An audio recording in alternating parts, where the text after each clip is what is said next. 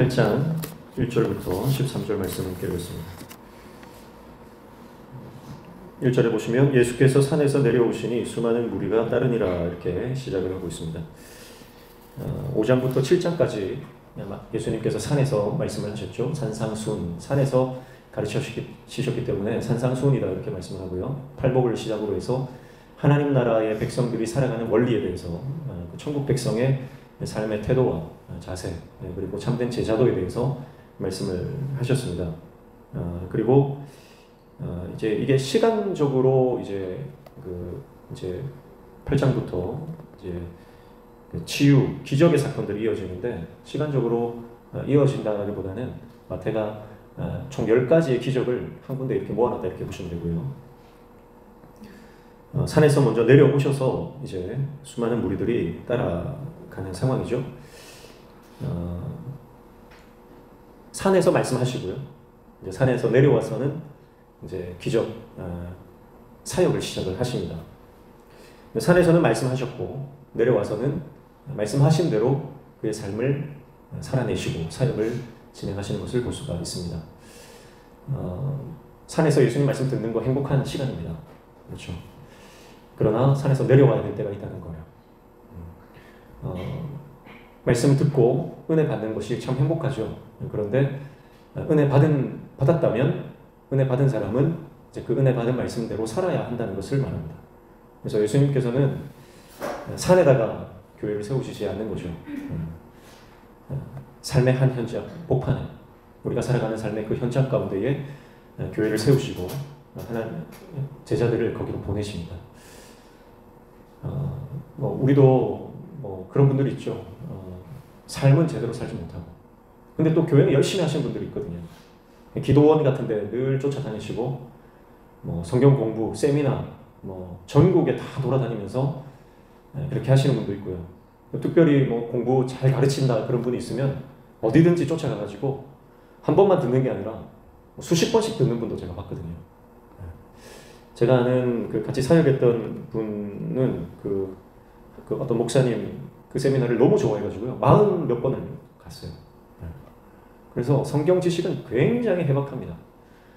모르는 게 없어요. 그리고 모든 걸 다 이렇게 쪼개고 풀고 근데 나중에는 목회를 그만두셨어요. 목회를 그만두시더라고요. 그래서 아는 것과 행하는 것은 같이 않다는 거예요. 그래서 우리의 믿음은 말씀을 듣고 그 말씀의 은혜를 받고 그리고 그 말씀대로 살아가는 삶의 현장에서의 삶이 필요합니다. 예수님은 계속 산에서 머물지 않으시고 산에서 내려오셨어요. 나중에 변화산에서도 그렇잖아요. 변화산에서도 예수님이 모세와 엘리야와 함께 산에서 영광스러운 모습으로 변화되어서 제자들 앞에 섰을 때에 베드로가 뭐라고 합니까? 여기서 초막셋을 짓고 여기서 살고 싶다.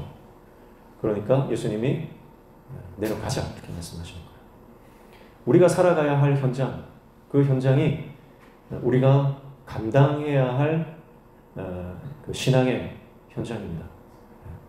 그래서 아는 것과 또 행하는 것이 일치가 되어야 됩니다. 예수님께서는 이제 산에서 내려오십니다. 오늘 우리가 또 말씀 들으러 교회로 나왔잖아요. 그런 말씀을 듣고 여기서 은혜 받고 기도하고 끝나는 것이 아니라 가정에 돌아갔어. 그때부터 이제 진짜 신앙이 펼쳐진다라고 하는 거죠. 그래서 8장 9장에는 10가지 기적이 등장하거든요. 10가지 기적. 제가 정리를 해왔는데요. 첫 번째 오늘 본문에 보면 나병 환자가 나오고요. 그리고 백부장의 하인, 백부장이 등장합니다. 그리고 베드로의 장모를 열병을 고쳐주죠. 그리고 풍랑을 만났는데 예수님이 말씀으로 잠잠케 해주십니다. 그리고 나서 거라사 광인을 만납니다. 군대 귀신 들리죠. 그리고 중풍병자를 고쳐주시고 12의 혈류증 앓은 여인을 고쳐주시고 그리고 죽은 여자아이를 고쳐주십니다. 그리고 앞을 보지 못하는 맹인들을 고쳐주시고요. 그리고 귀신 들려 말 못하는 자를 고쳐주십니다. 이 10가지 기적이 8장 9장에 쭉 이어지거든요. 자, 산에서 내려왔어요. 너무너무 주옥 같은 예수님의 말씀. 그 말씀을 듣고 다 놀랐어요. 충격을 받았어요. 그 말씀에 압도가 되었어요. 그래서 여전히 예수님을 따라가는 겁니다. 근데 산에서 내려왔던 그 은혜의 말씀의 현장에서 내려온 삶의 현장은 어떤 장면들입니까? 병들고 아프고 풍랑 만나고 힘들고 그런 현장이라는 거예요. 예수님 그 삶의 현장으로 들어가신다는 거예요. 우리도 마찬가지입니다. 우리가 살아가는 현장은요, 삶의 현장은 눈물 나고 힘들고 어렵고 속상하고 어쩔 때는 정말 눈이 뒤집어지고 속이 뒤집어지는 그런 삶입니다. 그러나 거기로 내려가자고 하시는 거예요. 거기 가서 예수님이 어떤 분인지를 보여주시겠다고 하는 거죠. 거기에서 예수님이 어떤 분이신지를 나타내시고자 하는 것입니다. 산에서 그냥 말씀만 하시는 분이 아니라, 그래서 산에서 예수님 말씀하시고 나서 제자들한테 말씀 잘 들었지? 내려가서 잘 살다가 다시 올라와라. 그렇게 말씀하신 게 아니죠. 예수님이 함께 내려가시는 거예요. 예수님이 앞장서서 내려가시는 거예요. 제자들과 무리들은 어쩌면 그 산에서 영원히 있고 싶을지 모르죠. 그러나 예수님은 내려가시는 거예요. 삶의 현장 가운데 눈물의 한복판에 거기 가셔서 하셔야 될 일이 있었기 때문에 그런 거예요. 그래서 우리가 생활하는, 우리가 사는 이 신앙의 영역은요, 교회가 아니라 바로 내 가정이고 내 직장이고 그리고 내가 밟고 살아가는 그 삶의 현장이라고 하는 거 기억하시기를 축복합니다. 그러나 주님이 함께 가십니다. 주님이 함께 가세요. 갔다 와라 하는 분이 아니에요. 먼저 가시고 앞서 가시며 우리는 그 주님을 따라가는 거죠. 그게 제자입니다. 주님이 가시는 곳에 따라가는, 그래서 우리의 삶의 현장에도 여전히 계시고 그 가운데서 우리와 함께 하시길 원하시는 그 주님을 날마다 경험하시기를 축복합니다. 본격적으로 이제 사역이 시작되는데요. 2절에 보시면 한 나병 환자가 나와 절하며 이르되 주여 원하시면 저를 깨끗하게 하실 수 있나이다 하거늘, 그렇게 말씀하고 있죠. 한 나병 환자가 나와 절하며 이랬어요. 자, 이거는 굉장히 독특한 장면입니다. 왜냐하면 나병 환자는 사람들이 있는 곳에 나올 수가 없습니다. 그냥 나온 거예요.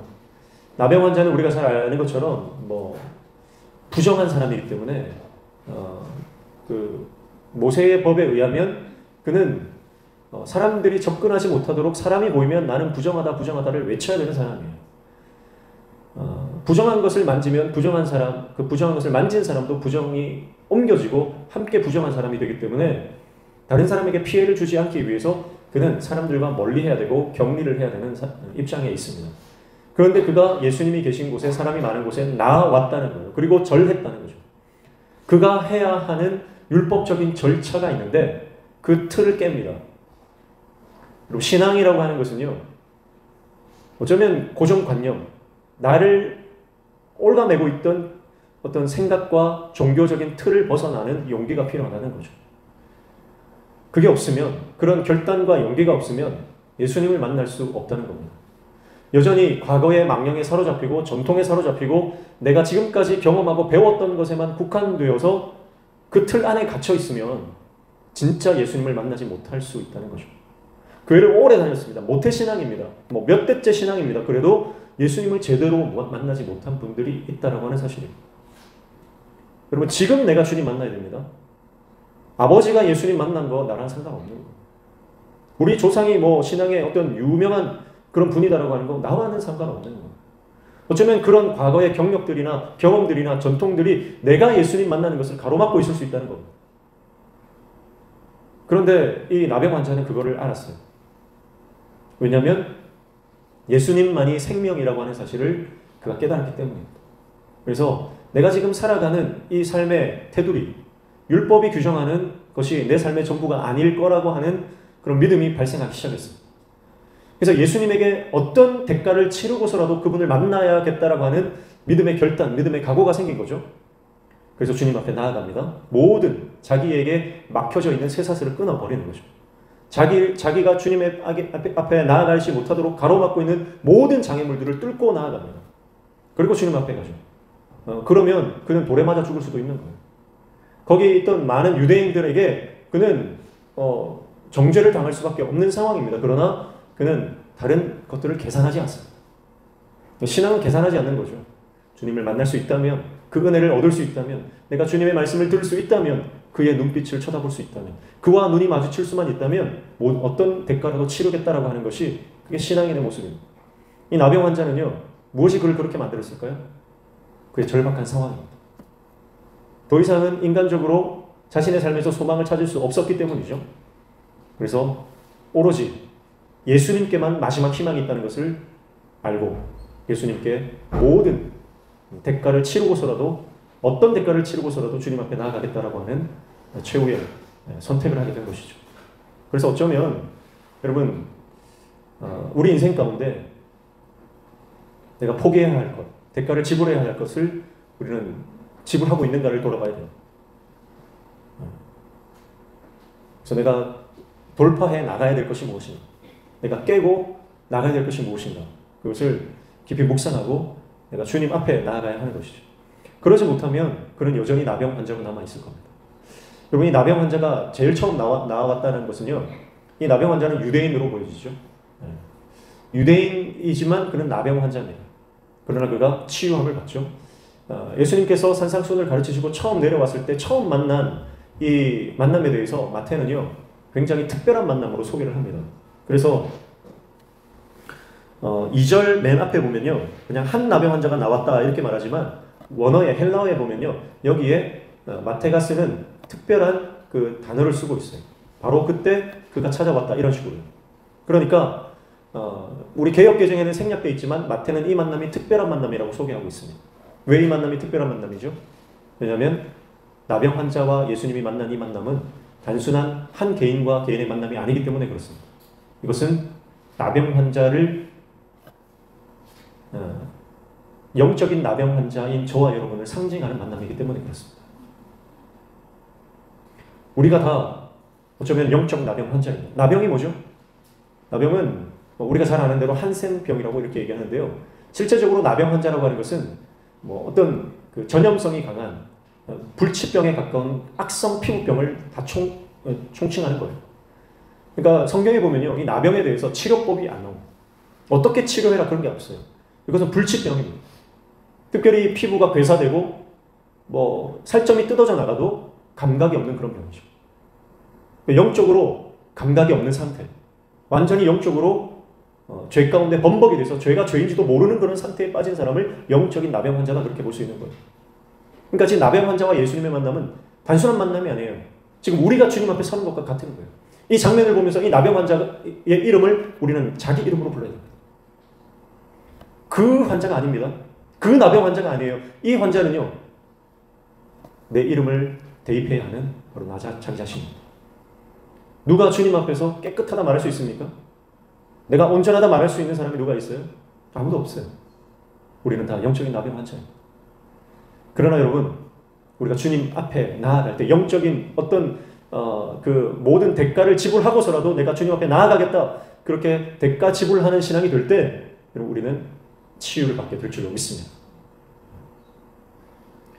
그래서 한 나병 환자가 나와서 절했다는 거죠. 절하는 것은 예수님을 예배하는 것입니다. 예수님께 나와 첫 번째 한 것은 예배했습니다. 자, 나오자마자 깨끗하게 해주십시오, 나를 고쳐주십시오 하지 않았습니다. 이 나병 환자는 예수님을 예배했습니다. 그리고 뭐라고 하나요? 주여 원하시면 저를 깨끗하게 하실 수 있나이다. 깨끗하게 해주십시오, 고쳐주십시오 하기 전에 또 한 가지를 더 붙입니다. 원하시면 이라고 하는 거죠. 원하시면.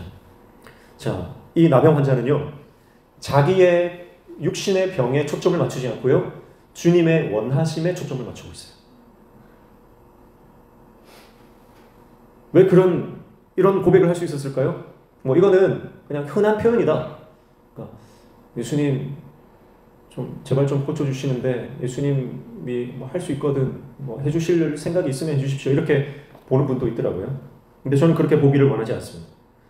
이 주님이 원하시면 이라고 하는 것은 그가 얼마나 마음이 가난한 상태임을 말해주는 영적 상태라고 저는 생각합니다. 고쳐달라고 강력하게 요청할 수 있습니다. 그러나 그는 평생 그가 나병 환자가 된 이후로 그의 마음은 극도로 가난해졌습니다. 그래서 누군가에게 강력하게 요청할 수 없는 그런 정말 인생의 밑바닥, 마음이 극도로 가난해진 상태로 낮아진 것입니다. 어쩌면 감정적으로는 자존감을 잃어버린 상태라고 할 수 있겠습니다. 그러나 영적으로는 자기가 고침받는 것보다 내가 목숨 걸고 만난 그 주님의 원하심이 더 중요하다는 것을 직감적으로 그분 앞에서 예배할 때 깨닫게 되는 거죠. 만나자마자 고쳐주세요 라고 했던 것이 아니라 그가 예수님을 예배했을 때 일어나는 현상이라고 저는 생각을 합니다. 여러분, 우리가 주님 앞에 제대로 예배하면 우리의 가치가 전복되는 역사가 있는 겁니다. 그는 정말 어쩌면 예수님 앞에 가서 내가 고침받아야지 그런 결단과 각오로 목숨 걸고 주님 앞에 나아갔지만, 주님 앞에 절할 때, 주님 앞에 예배할 때 그의 마음에는 나의 병 고침보다 주님의 원하심이 더 우선되는 그런 영적인 역사가 그 안에서 일어나게 된 것이라고 보여집니다. 그래서 우리는 예배자가 되어야 됩니다. 온전한 예배자가 될 때 우리는 나의 원함에서 주님의 원함으로 우리의 생각이 옮겨져 가는 것이죠. 여전히 교회를 다니고 여전히 신앙생활을 하고 여전히 오랜 기간 내가 직분자로 섬기고 있음에도 불구하고 내가 교회에서 그리고 우리의 삶의 현장에서 내가 뭘 원하는지, 내가 뭐가 되고 싶은지, 내가 뭘 갖고 싶은지, 내가 뭘 이루고 싶은지에 대해서 거기에만 초점을 맞추고 우리는 신앙생활을 하고 있다면 우리는 하나님 앞에 진정한 예배자가 아니다라고 볼 수 있는 것입니다. 그는 예수님께서 팔복에서 말씀하셨던 그 심령이 가난한 자, 애통한 자, 그 천국 백성이 가져야 되는 그 삶의 원리들, 그 삶의 태도들을 소유한 자였습니다. 그러니까 그는 복 있는 자입니다. 사랑하는 성도 여러분, 그래서 어쩌면 결핍이 복입니다. 아픈 게 복입니다. 고난이 복입니다. 이 나병 환자가 그 고난과 결핍과 아픔 때문에 예수님께 나아가 예수님을 예배했기 때문에 그렇습니다. 수많은 무리들이 예수님 주위에 몰려 있었지만 예수님 앞에 절하고 예배하는 사람은 보이지 않습니다. 의도적으로 마태는 그가 절하고 예수님께 원하시면이라고 하는 말을 쓰는 것을 강조하고 있다고 볼 수가 있는 것이죠. 그렇게 그는 그리 아니하실지라도 주님이 원하시면 고쳐주시고 주님이 원하지 않으시면 나는 그대로 아파도 상관없습니다. 그는 주님을 만날 때에 궁극적인 목적이 변화되는 경험을 했기 때문이죠. 주님을 만난 그 자체가 복이라는 것 깨달았기 때문입니다. 그래서 주님이 원하시면 저를 깨끗하게 하실 수 있나이다. 그렇게 고백하고 있는 것이죠. 그런데 예수님의 반응은 어떻습니까? 3절이죠. 예수께서 손을 내밀어 그에게 대시며 이르시되 내가 원하노니 깨끗함을 받으라 하시니 즉시 그의 나병이 깨끗하여진지라. 그렇게 고백합니다. 예수님께서 어떻게 하셔요? 손을 내밀어 그에게 대셨다. 자, 손을 내밀었다라고 하는 것은 예수님께서 그를 만졌는데 우연히 만진 것이나 등 떠밀려서 만진 것이나 아니면 그가 달려들어서 손을 댄 것이 아니라 예수님께서 적극적인 의도성을 가지고 그에게 손을 내미셨다는 거예요. 근데 이 손을 내미시고 그에게 손을 대셨어요. 그런데 이거는 율법을, 규정을 어기는 거죠. 부정한 자를 만지면 그도 부정해지는 겁니다. 우리가 예전에 한번 이걸 살펴봤죠. 부정한 자를 만지면 부정해지기 때문에 예수님의 사역 가운데 방해가 될 수 있습니다. 많은 사람들이 예수님을 부정하다 보고 그는 격리되어야 되는 상황이 될 수도 있는 거예요. 그런데 예수님은 그런 율법을 깨십니다. 왜냐하면 율법의 핵심은 그게 아니기 때문이죠. 율법의 핵심은 사랑이죠. 긍휼이죠. 생명이죠. 우리는 이것을 계속 살펴봤습니다. 하나님 나라 백성의 원리, 하나님 나라의 법칙, 그 율법의 정신, 그것은 관계이고 그것은 생명이고 그것은 사랑입니다. 이것이 빠져있는 율법은 껍데기요 아무것도 아니다. 우리는 계속해서 살펴봤죠. 그래서 예수님은 율법의 껍데기를 깨시고 그를 만지십니다. 그가 율법을 깰 각오를 하고 그를 가로막고 있었던 율법의 규정을 깰 각오를 하고 예수님을 만났을 때 예수님도 율법의 규정을 깨고 그를 만져주십니다. 그런데 놀라운 사실은요, 그가 부정하기 때문에 예수님도 부정해지신 것이 아니고 그가 깨끗하게 되었더라고 하는 거죠. 그래서 예수님은 죄에 전염되신 분이 아니라고 하는 것입니다. 예수님은 죄를 깨끗하게 하신 분입니다. 그래서 그가 가지고 있던 죄가 일반 사람이라면 그의 죄가 세포 분열하듯이 하나의 죄가 1+1이 되는 거예요. 2개가 되는 거예요. 그래서 이 사람도 부정하고 나도 부정해지지만 예수님이 그에게 손댔을 때는요, 그가 가지고 있었던 그의 부정함이 예수님께로 전이가 되고 전가가 됩니다. 예수님이 더러워졌다는 게 아니라 그의 죄를 예수님이 짊어지시게 된 거예요. 그래서 예수님을 뭐라고 고백하죠? 세상 죄를 지고 가는 하나님의 어린 양이다. 세례 요한이 그렇게 고백하죠. 예수님께서 모든 백성들의 죄를 만져주시는 것은 그 죄를 예수님께서 대신 담당하기 위함입니다. 그래서 고린도후서 5장 21절 한번 찾아보시죠. 고린도후서 5장 21절.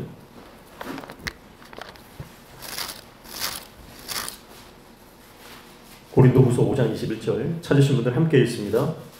시작.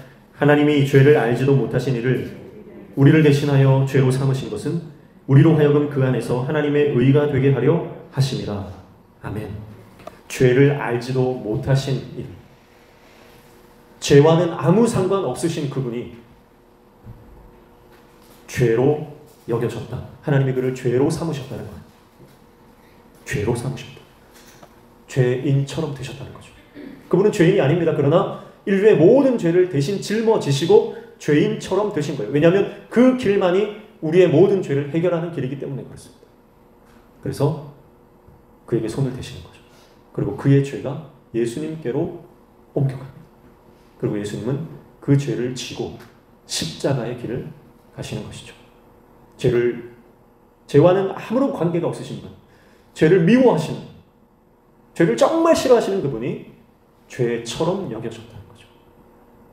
우리를 얼마나 사랑하시는가를 우리는 이 장면을 통해 볼 수가 있습니다. 그리고 사도 바울의 이 말씀이 지금 현실이 되어지는 그 장면이죠. 그리고 예수님 때문에 이 나병 환자는 의롭게 됩니다. 의롭게. 오늘 우리가 예수님을 만날 때, 예수님을 진정으로 예배하고 그분 앞에 우리의 가치가 전복되고 하나님 나라의 가치를 알아갈 때 우리는 하나님 안에서 의롭게 여겨지는 놀라운 은혜를 얻게 되는 줄로 믿습니다. 그리고 나서 예수님은 어떻게 하세요? 그리고 나서 그에게 대셨어요. 손을 대셨습니다. 내밀어서 대셨습니다. 자, 접촉하신 거죠? 네. 근데 여기서 대셨다라고 하는 것은 합토마이라고 하는 단어예요. 굉장히 유명한 단어예요. 합토마이. 적어보시면 좋을 것 같아요. 합토마이. 이거는요, 그냥 되는 게 아닙니다. 붙드는 거예요. 꼭 붙드는 거예요. 그냥 손을 한번 툭 치고 터치하는 게 아닙니다. 이거는 껴안는 거예요. 이게 손을 댄다는 거예요. 예수님이 그냥 그래 내가 고쳐줄게 하고 한번 손 대신 게 아니고요. 그를 꼭 붙들어 주셨다. 그를 껴안아 주셨다는 거예요. 아마 그 인생에 그 나병이 발생하고 난 이후에 그 삶에 그 누구도 자기를 껴안아 준 적이 없을 거예요. 그러나 예수님이 그를 안아주십니다. 예수님이 그를 붙들어 주십니다. 하나님은 오늘도 우리를 그렇게 껴안아 주시고 붙들어 주시는 분입니다.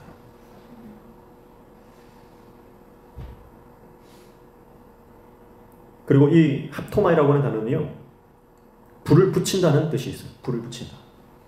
불을 붙인다. 꺼져가던 그의 생명의 불을 예수님 붙여주십니다.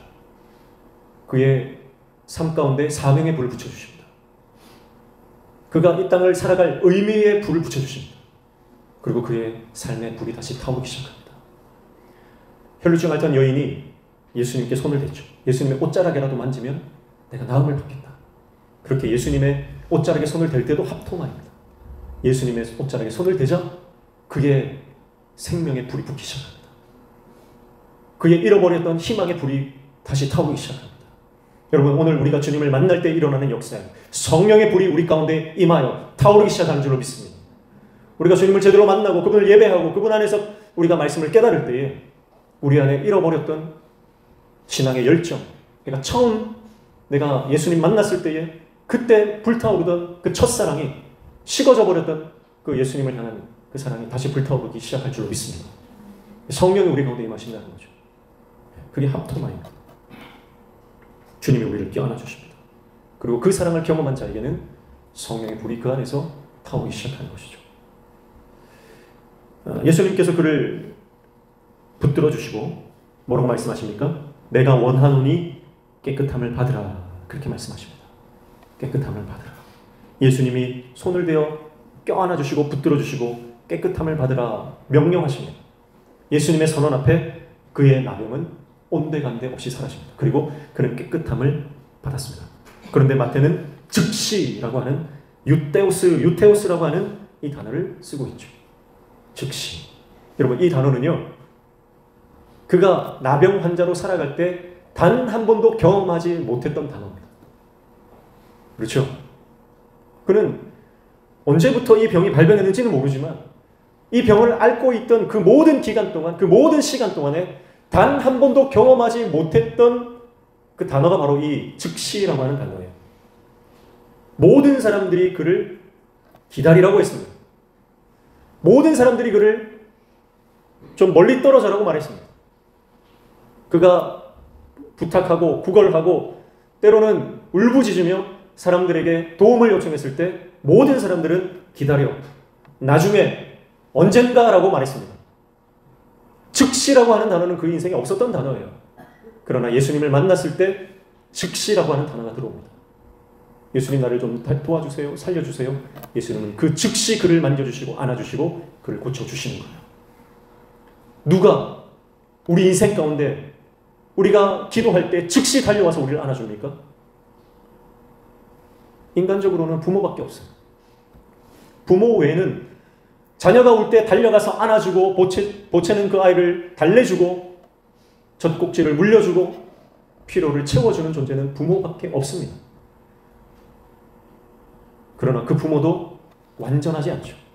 즉시 해줄 수 없는 상황들이 많이 있습니다. 그러나 우리 주님은 우리가 울 때, 우리가 힘겨워할 때, 우리가 아파할 때, 우리가 기도하며 도움을 요청할 때 주님은 즉시 우리를 안아주시는 분이에요. 지금 이 순간에도 우리가 주님 앞에 나와 기도할 때 주님은 즉시 들으시고 우리 삶에 역사해 주시는 분이에요.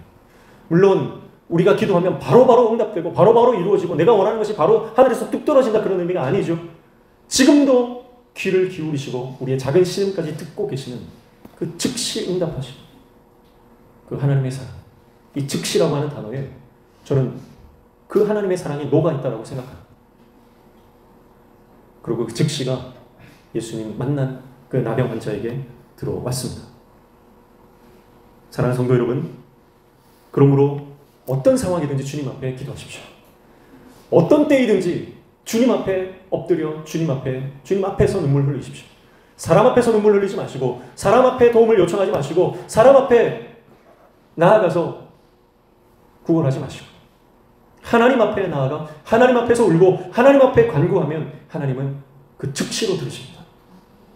아니, 우리가 구하기 전부터 기다리고 계신 거예요. 그리고 우리를 껴안아 주실 것입니다.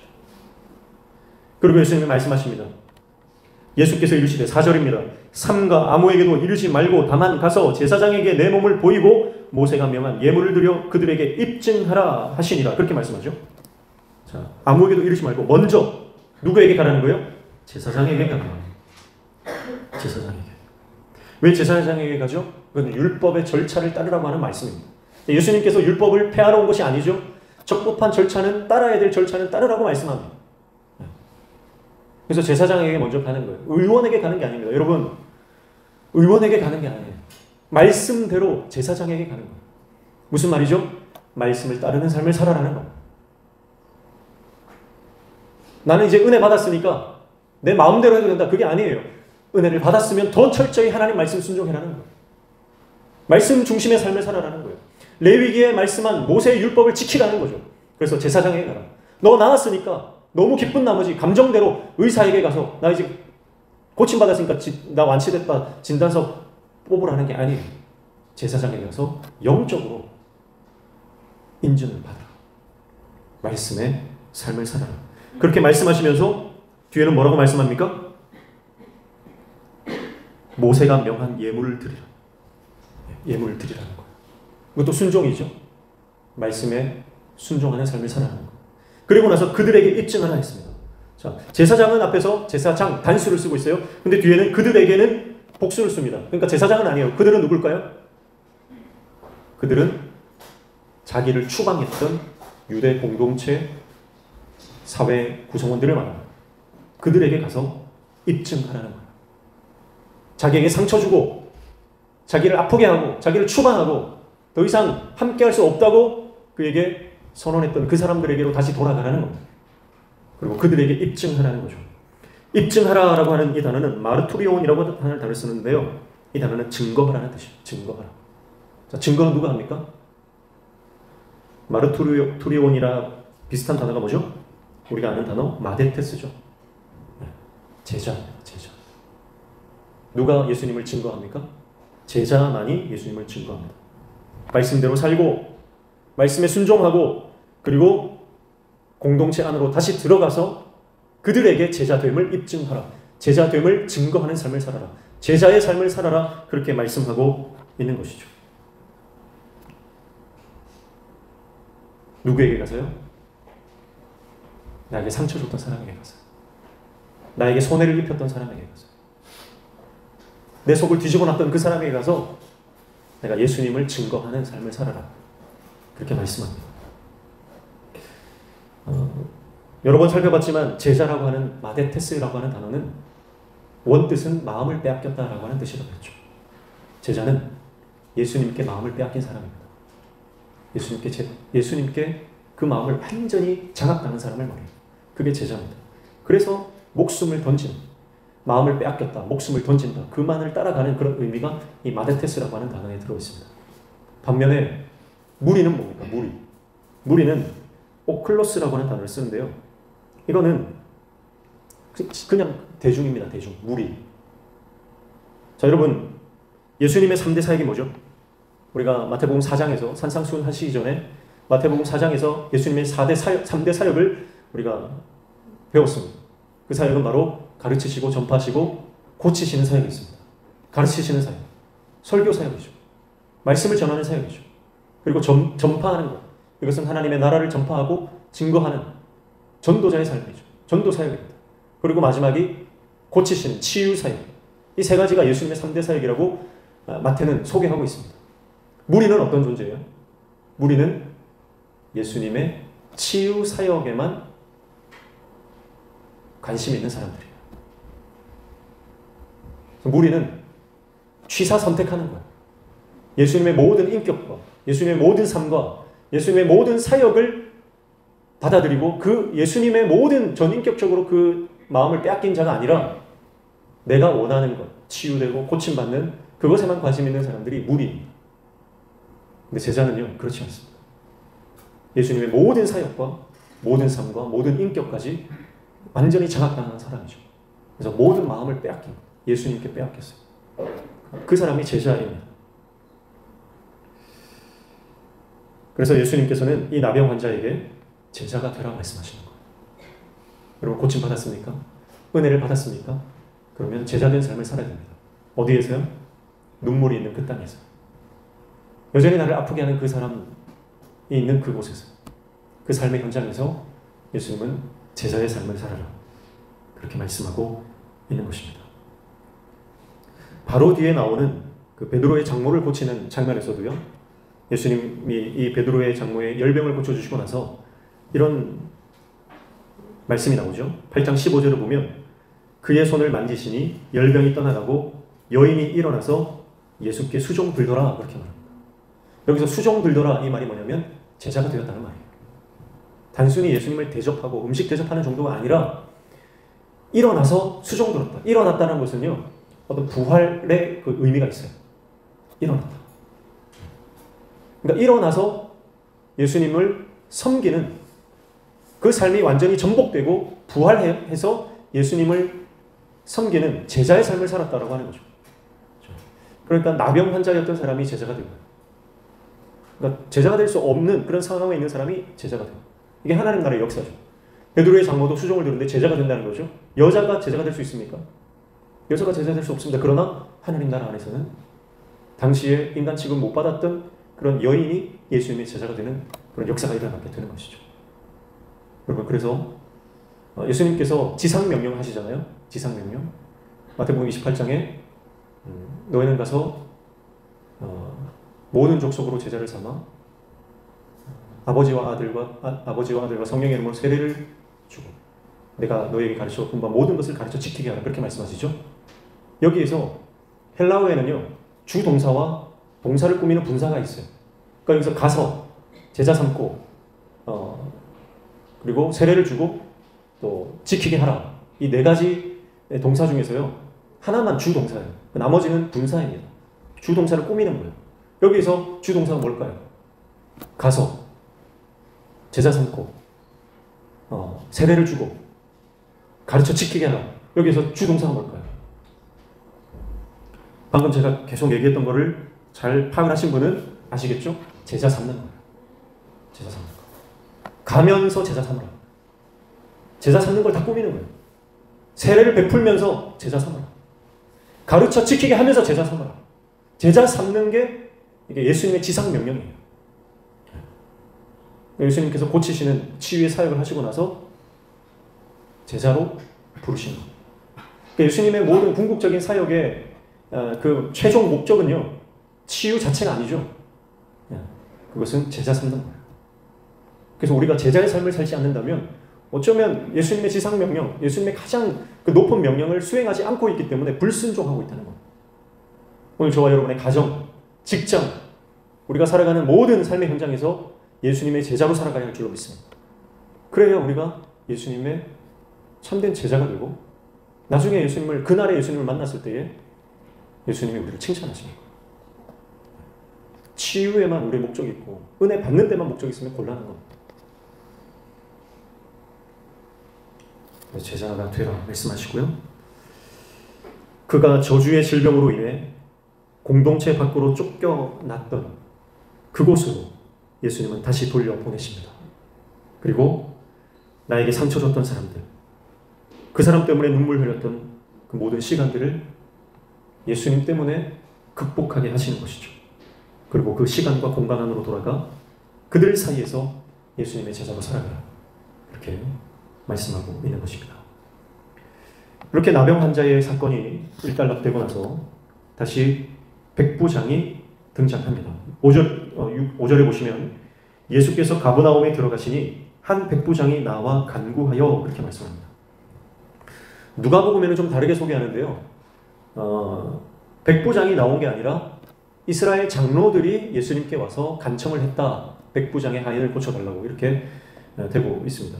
어쨌든 오늘 본문에는 한 백부장이 예수님께 나왔다. 그렇게 소개를 하고 있고요. 자, 이 백부장도 예수님께 나오는 것이 쉬운 일은 아닙니다. 그런데 마태는 이 나병 환자가 나와왔던 것과 마찬가지로 백부장이 나온 것을 강조를 합니다. 나병 환자도 예수님께 나올 수 있는 환경이 아니죠. 그러나 돌파해서 나옵니다. 이 백부장도요, 사회적 지위와 명망이 있기 때문에 젊은 한 유대인 랍비를 찾아오는 것 쉬운 일이 아닙니다. 로마의 백부장이라고 한다면요, 정규 군인 100명을 거느리는 상당히 높은 지휘관입니다. 그런 지위를 가진 사람이, 그런 권세를 가진 사람이 젊은 랍비를 찾아온다라고 하는 것은 자존심 상하는 일이죠. 그래서 한 선생은 한밤중에 예수님을 찾아오지 않습니까? 그러나 그는 그의 신분이나 그의 환경이 그를 막아서지 못했다라고 하는 것이죠. 그래서 그는 그 모든 자신의 상황과 환경을 돌파하여 예수님 앞에 나왔습니다. 그리고 나서 예수님에게 요청합니다. 6절이죠. 이르되 주여 내 하인이 중풍병으로 집에 누워 몹시 괴로워하나이다. 그렇게 말해요. 몹시 괴로워한다. 누가요? 자기 하인이요. 근데 예수님을 뭐라고 고백합니까? 주여라고 고백해요. 예수님을 주여라고. 자, 여러분, 로마의 백부장은요, 주님이 한 분밖에 없습니다. 누굽니까? 로마의 황제입니다. 로마 황제만이 그의 주인이에요. 근데 그는 로마의 황제가 주인이 아니라 예수님이 주인이었던 사람이에요.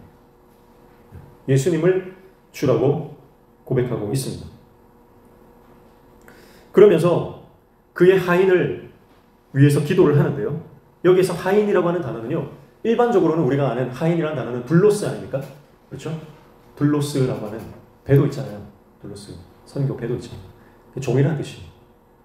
근데 이 둘로스를 쓰지 않았어요. 이 하인을 뭐라고 썼냐면 파이스라고 하는 단어를 썼어요. 파이스. 이 파이스도 종으로 쓰이는데요.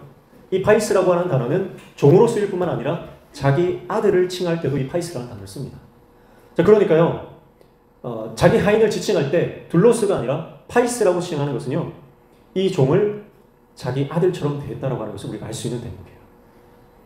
자, 누가복음 7장에 가면 더 정확하게 말씀을 합니다. 누가복음 7장 한번 가볼게요. 누가복음 7장 2절부터 찾아봅니다. 찾으신 분들 같이 읽습니다. 누가복음 7장 2절부터 5절까지 읽어보겠습니다. 시작. 어떤 백부장의 사랑하는 종이 병들어 죽게 되었더니 예수의 소문을 듣고 유대인의 장로 몇 사람을 예수께 보내어 오셔서 그 종을 구해주시기를 청한지라. 이에 그들이 예수께 나와 간절히 구하여 이르되 이 일을 하시는 것이 이 사람에게는 합당하니이다. 그가 우리 민족을 사랑하고 또한 우리를 위하여 회당을 지었나이다 하니. 아멘. 자, 이 백부장이 종을 사랑했답니다. 종을 사랑한 주인입니다. 그럼 이게 가능한가요? 불가능한 거예요. 당시의 종은요, 그의 소유물일 뿐입니다. 인간이 아닙니다. 그냥 자기의 하나의 재산 목록의 하나일 뿐이에요. 그런데 이 백부장은 그 종을 사랑했다, 그렇게 말해요. 누가는 의사이기 때문에 더 그 하인의 그 병 증세를 더 정확하게 알았죠. 단순한 중풍병이 아니었습니다. 그는 병들어 죽게 되어 있는 위급한 상황이었습니다. 그런데 그를 사랑했다는 거예요. 그리고 그의 죽음을 그냥 지켜보지 못할 만큼 그는 그 하인을 사랑했다는 것입니다. 그리고 그는 하인만을 사랑한 게 아닙니다. 누구를 또 사랑했어요? 5절에 보면 우리 민족을 사랑하고 유대인들을 사랑했던 사람입니다. 유대인들을 사랑했던 사람. 그리고 그 사랑을 행동으로 표현했어요. 뭐로 표현했습니까? 회당을 지어줬어요. 그럼 말로만 하는 사랑은 사랑이 아닙니다.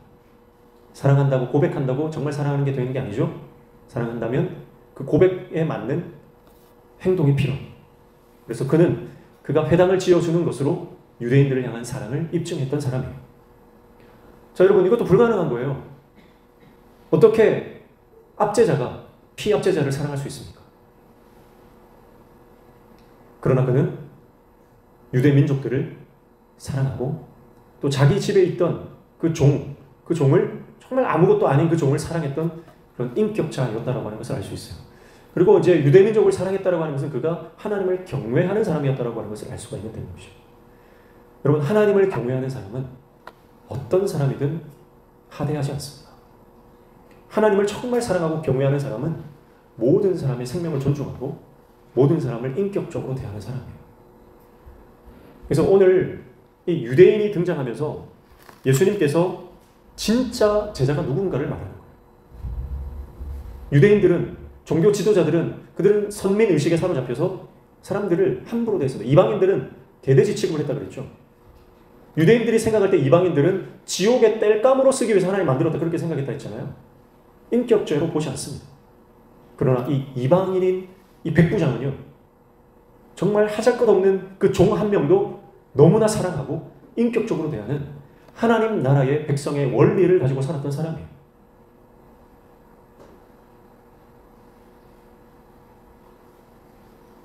예수님은 그의 기도에 즉각적으로 대답하십니다. 7절이죠. 이르시되 내가 가서 고쳐주리라 그렇게 말씀합니다. 예수님은 그 백부장의 마음에 있는 하나님 나라의 그 사랑과 긍휼을 받습니다. 그는 하인의 아픔을 자기 아픔처럼 여겼던 사람이에요. 그래서 그가 몹시 괴로워하나이다 그렇게 했죠.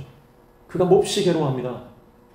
그러니까 그 하인의 아픔을 자기 아픔처럼 아파했던 사람이에요. 긍휼의 마음이었죠. 그리고 예수님 앞에 믿음으로 나왔습니다. 예수님이 고쳐주실 거라고 하는 믿음이 있었죠. 그래서 그는 예수님께 요청했고 예수님은 그의 부름에 즉각적으로 응답하십니다. 내가 가서 고쳐주리라. 예수님이 그의 인생 한가운데로 가시겠다는 거죠. 예수님이 그의 문제의 현장 한가운데로 가시겠다는 것입니다. 이 말의 더 큰 의미는 그가 이방인이라고 하는 것을 예수님이 아셨다는 거죠. 그럼에도 불구하고 이방인의 삶으로 예수님은 들어가시겠다고 하는 거죠. 예수님은 유대인의 왕이실 뿐만 아니라 모든 이방, 모든 이 땅의 사람들의 왕이 되시기 때문에 그렇습니다. 그래서 내가 가서 고쳐주리라. 왜냐하면 환자가 지금 이 자리에 없기 때문에 그 자리로 가겠다라고 하는 말씀이에요. 그런데 그의 반응이 놀랍죠? 8절입니다. 백부장이 대답하여 이르되 주여 내 집에 들어오심을 나는 감당하지 못하겠사오니 다만 말씀으로만 하옵소서 그리하면 내 한이 낫겠사옵나이다. 그렇게 말합니다. 예수님 우리 집에 오지 마세요. 나는 감당 못합니다. 그냥 말씀만 해주십시오. 그렇게 말하는 거예요. 그 이유가 뭡니까? 9절이죠. 나도 남의 수하에 있는 사람이요 내 아래에도 군사가 있으니 이더러 가라 하면 가고 저더러 오라 하면 오고 내 종도록 이것을 하라 하면 하나이다. 이렇게 말해요. 자, 이거는 자기 어떤 직업병 같은 거예요. 군인이기 때문에 계급 사회에 아주 익숙한 그런 사람입니다. 자, 그러면 자기보다 상사가 있죠.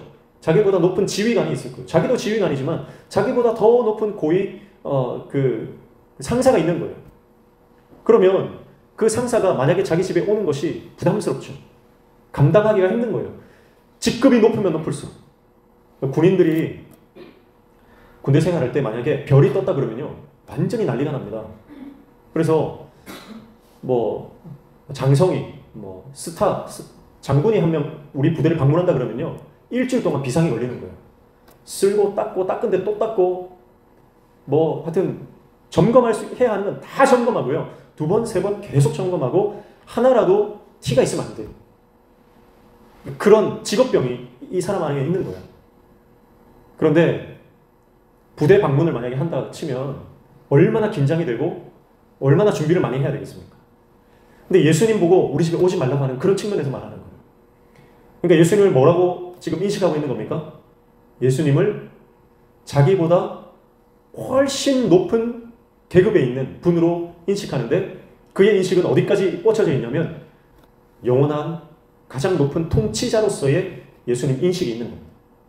그러니까 왕으로서 인식하고 있는 거예요. 그러니까 우리 집에 오시면 안 됩니다라고 하는 거죠. 우리 집에 모실 수 없는 당신은 위대한 분입니다 라고 하는 고백이에요. 이제 30세를 간 넘은 유대인 젊은 랍비를 그렇게 높일 수 있습니까? 그것은 영적으로 그가 예수님이 어떤 분이신지를 알기 때문에 할 수 있는 고백이에요. 그가 집에 대접할 수 있는 음식이 없어서 그런 게 아니고요. 집이 좁아서 그런 것도 아니고요. 뭐 재정이 부족해서 그런 것도 아닙니다. 먹여 살려야 될 식솔들이 많기 때문에 예수님이 제자들과 함께 오시면 집안 살림 거덜나겠다 그런 생각 때문에 그런 것도 아닙니다. 그는 단지 예수님을 감당할 수 없는 위대한 분으로 인식하고 있기 때문에 예수님의 방문을 극구 만류하고 있는 것입니다.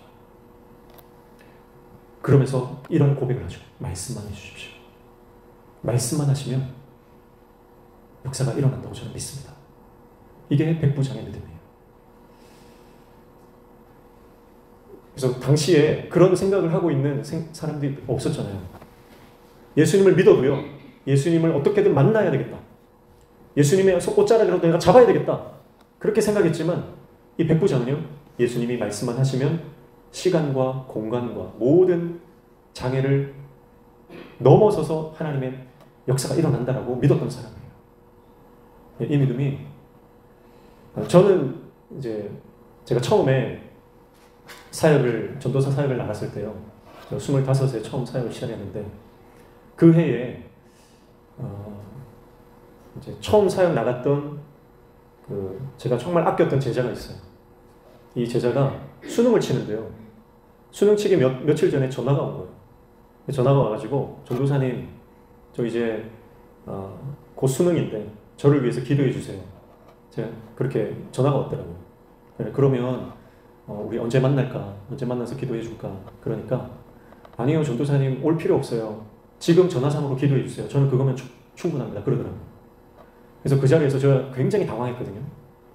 전화상으로 기도해 본 적이 없었기 때문에 그때 당시에는요. 굉장히 당황을 하고 그때 기도해 줬던 그 기억이 아직도 선명하게 남아있습니다. 그러니까 그 친구는 이런 믿음이 있었던 거죠. 전도사님 오시지 않아도 전화상으로만 기도해 주셔도 나는 그걸로 충분합니다. 저는 이 말씀을 보면 항상 그 친구가 생각이 나요. 은혜라는 친구. 은혜라는 친구.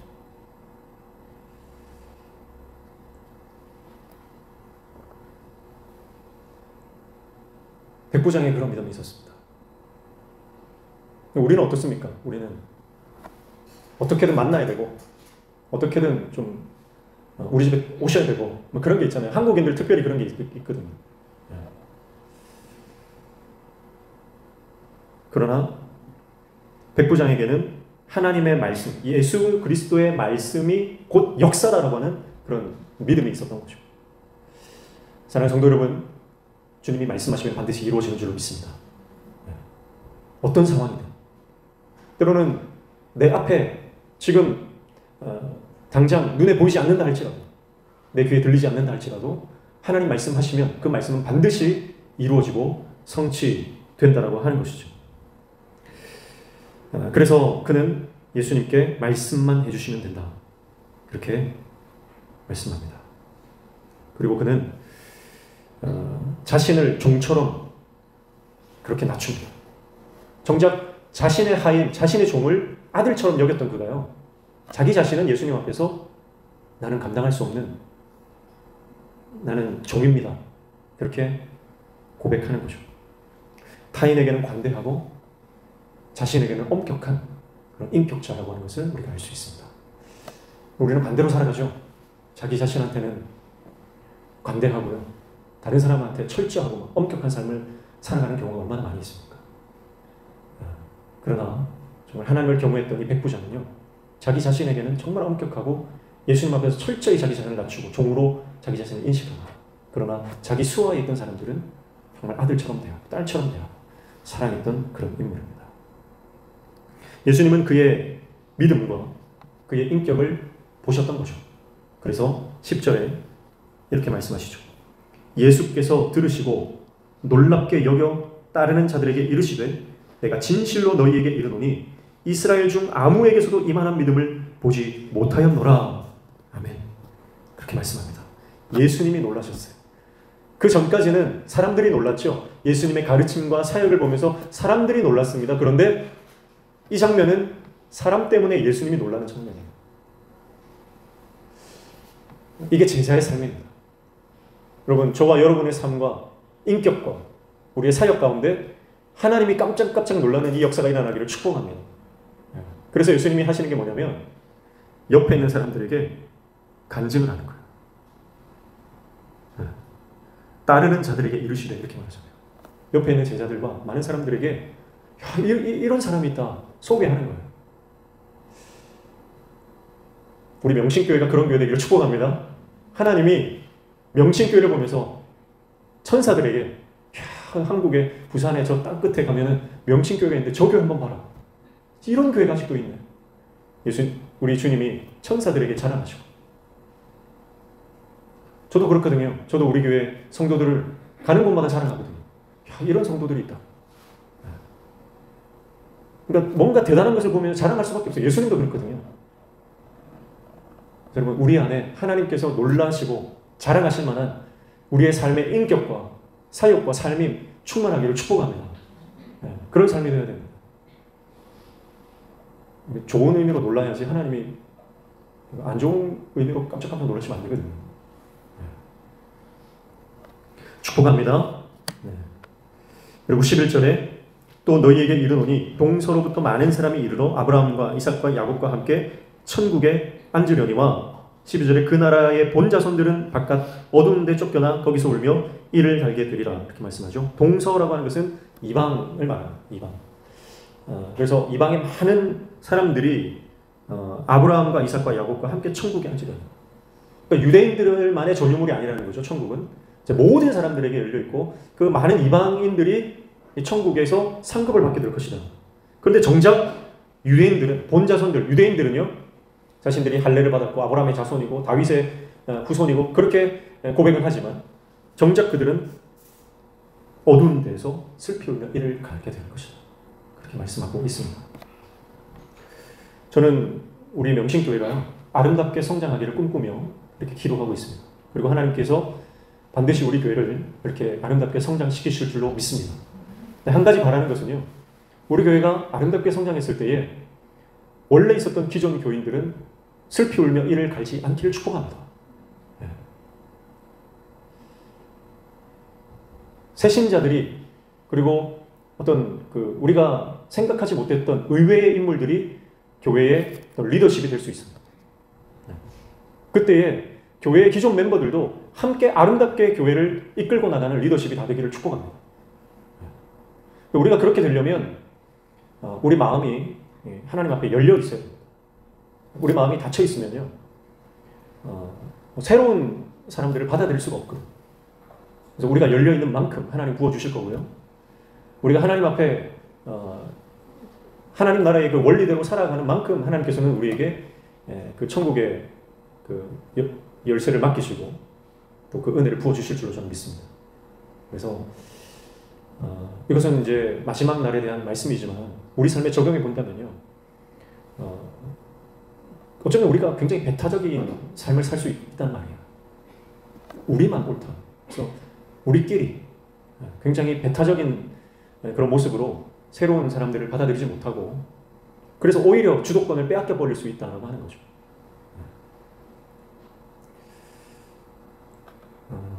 뭐 조금 있으면 2월 말이 되면은 이제 또 땅끝 교회 자리에 행복한 교회가 들어오지 않습니까?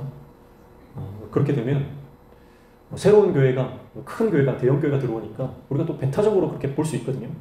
그럼 배타적으로 볼 필요가 없습니다. 그들을 축복하고 그 교회가 잘 되기를 위해서 기도해주고, 그리고 영도 안에 이제 들어오니까 함께 또 아름답게 우리가 사역을 연합해서 해나가는 그런 꿈을 꿔야지, 좀 배타적인 게 있을 수 있어요. 특별히 부산 사람, 또 섬 사람들이 배타적인 게 있잖아요. 우리 안에 영적으로 그런 배타적인 것이 있지 않는가 잘 살펴보고, 그래서 우리가 먼저 된 자가 나중 되고 나중 된 자가 먼저 된다 그랬는데, 영적으로 우리가 항상 어떤 영적 선두주자가 돼야 돼요. 그래서 주님의 말씀을 우리가 바로 알고 바로 깨닫고 순종하며 나아갈 때에 하나님께서 끝까지 들어쓰시는 귀한 하나님의 종이 될 줄로 믿습니다. 그래서 하나님께서 우리에게 허락하신 촛대를요, 우리가 게으르고 나태하고 영적으로 무지해서 그 촛대가 옮겨져가는 그런 그 불상사가 발생하지 않도록 우리가 늘 깨어 있어야 할 줄로 믿습니다. 13절, 예수께서 백부장에게 이르시되 가라, 내 믿음대로 될지어다 하시니 그 즉시 하인이 나으니라. 아멘. 예수님께서 이 이방 백부장의 믿음을 보시고 그 믿음대로, 그 기도대로 응답하십니다. 이방인이자 로마의 권세자였던 그가, 아쉬울 것 없던 그가요, 하인 한 명을 위해서 예수님께 나와 중보기도 하고 있습니다. 그리고 그 중보기도는요, 강력한 힘이 있어서 예수님께서 즉시 들어주시고 고쳐주셨죠. 그의 믿음이 현실이 되는 장면입니다. 사랑하는 성도 여러분, 중보기도는 힘이 크죠. 중보기도는 강력합니다. 그래서 우리가 오늘 두 가지 기도를 봤어요. 자기 자신을 위한 기도, 그리고 남을 위한 중보기도를 봤습니다. 이 두 가지 기도를 우리가 함께 해나갈 때, 특별히 이 남을 위한 중보기도를 강력하게 해나갈 수 있는 저 여러분 되시기를 축복합니다. 그래서 우리가 기도해야 될 부분들이 너무나 많습니다. 그래서 이 중보기도의 끈을 놓지 마시고요, 연약한 자를 위해서 계속해서 주님 앞에 간구하는 하나님 나라의 중보기도자들 다 되시기를 주님의 이름으로 축복합니다. 우리의 기도는 말씀 안에서 믿음으로 현실이 될 것입니다. 그리고 우리는 그 하나님 나라의 영광을 보며 더 큰 하나님 나라를 꿈꾸게 될 것입니다. 하나님은 우리 삶 가운데 여전히 역사하시는 분이시고 말씀하시고 그 말씀이 현실이 되게 하시는 분입니다. 우리 삶 가운데 찾아오셔서 만져주시고 끌어안아 주시고 우리 아픔과 눈물을 닦아주시며 회복시켜 주시며 그리고 제자로 살아갈 수 있도록 힘과 능력을, 그 불을 붙여주시는 분입니다. 그 주님을 끝까지 붙들고 나아가는 참된 제자 되시기를 주님의 이름으로 축복합니다. 찬양하겠습니다. 263장